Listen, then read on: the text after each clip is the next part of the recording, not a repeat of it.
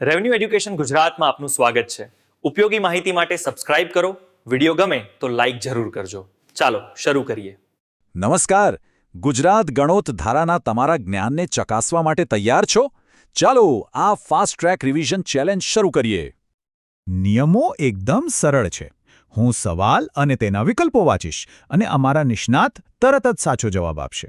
તો ચાલો બિલકુલ સમય બગાડ્યા વગર શરૂ કરીએ. ક્વિઝનો પહેલો સવાલ, પ્રશ્ન નંબર 91. જો કોઈ ખેડૂત ન હોય તેવા વારસદારને ખેતીની જમીન વેચવી હોય તો એણે કોની પરવાનગી લેવી પડે? ઓપ્શન એ કલેક્ટરની પરવાનગી, ઓપ્શન બી મામલતદારની મંજૂરી, ઓપ્શન સી તલાટીનો અહેવાલ કે પછી ઓપ્શન ડી જિલ્લા વિકાસ અધિકારીની સંમતિ. ઓપ્શન એ કલેક્ટરની પરવાનગી એકદમ સાચું. ચાલો આગળ વધીએ. પ્રશ્ન નંબર 92. ગુજરાત ગણોત ધારાની કલમ 65 એનો મુખ્ય હેતુ શું છે?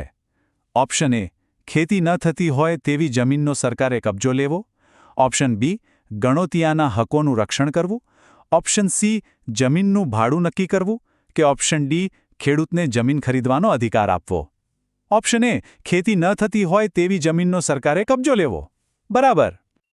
Okay, next question. પ્રશ્ન નંબર 93. ગણોત ધારા હેઠળ લોકલ ફંડ સેસ ભરવાની જવાબદારી કોની ગણાય? ઓપ્શન એ જે જમીનનો કબજો ભોગવે છે તેણે, ઓપ્શન બી જમીન માલિકે, ઓપ્શન સી રાજ્ય સરકારે કે પછી ઓપ્શન ડી ગ્રામ પંચાયતે. ઓપ્શન એ જે જમીનનો કબજો ભોગવે છે તેણે. પરફેક્ટ. ચાલો હવે જોઈએ પ્રશ્ન નંબર 94. કાયમી ગણોતીઓ એટલે કે પરમનન્ટ ટેનન્ટ એના હક કેવા હોય છે?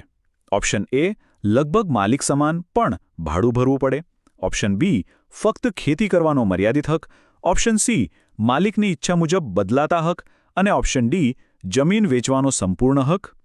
ઓપ્શન એ લગભગ માલિક સમાન પણ ભાડું ભરવું પડે. એકદમ સાચો જવાબ. સારો સ્કોર જઈ રહ્યો છે. પ્રશ્ન નંબર 95. ગણોત ધારા હેઠળ મહેસૂલ પંચમાં રિવિઝન માટે અરજી કરવાનો સમયગાળો કેટલો હોય છે? ઓપ્શન એ 90 દિવસ, ઓપ્શન બી 30 દિવસ, ઓપ્શન સી 60 દિવસ કે ઓપ્શન ડી 180 દિવસ. ઓપ્શન એ 90 દિવસ. સાચું. ચાલો આગળનો સવાલ. પ્રશ્ન નંબર 96. ગણોત ધારામાં જે ફોર્મ નંબર 1 થી 18 છે એ શેના માટે વપરાય છે? ઓપ્શન એ વિવિધ અરજીઓ અને નોટિસો માટે, ઓપ્શન બી જમીનના રેકોર્ડની જાળવણી માટે, ઓપ્શન સી મહેસૂલ વસૂલાતની પ્રક્રિયા માટે કે ઓપ્શન ડી કોર્ટના સમન્સ જારી કરવા માટે. ઓપ્શન એ વિવિધ અરજીઓ અને નોટિસો માટે.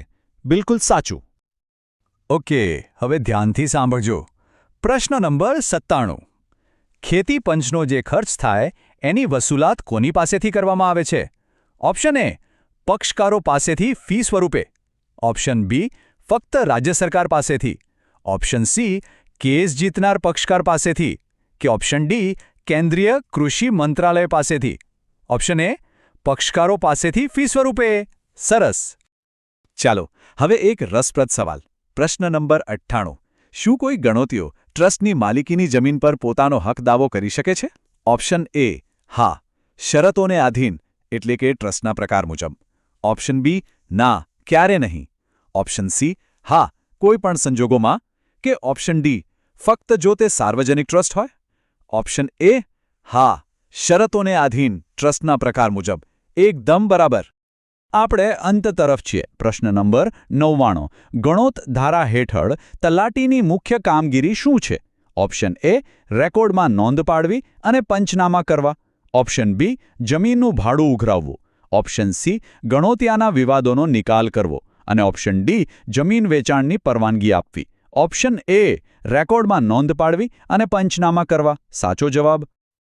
અને હવે આપણો અંતિમ સવાલ. પ્રશ્ન નંબર 100. એન્ડરસન મેન્યુઅલ અને ગણોત ધારો વચ્ચે શું સંબંધ છે? ઓપ્શન એ એન્ડરસન મેન્યુઅલ હિસાબ રાખવાની રીત સમજાવે છે, જ્યારે ગણોત ધારો કાયદાકીય હક આપે છે. ઓપ્શન બી એન્ડરસન મેન્યુઅલ એ ગણોત ધારાનો સુધારો છે. ઓપ્શન સી બંને વચ્ચે કોઈ સંબંધ નથી કે ઓપ્શન ડી ગણોત ધારો એન્ડરસન મેન્યુઅલની જોગવાઈઓ રદ કરે છે. ઓપ્શન એ એન્ડરસન મેન્યુઅલ હિસાબ રાખવાની રીત સમજાવે છે, ગણોત ધારો કાયદાકીય હક આપે છે. Perfect. Thank you for watching the video. For useful and informative content, please subscribe. And if you like the video, don't forget to like.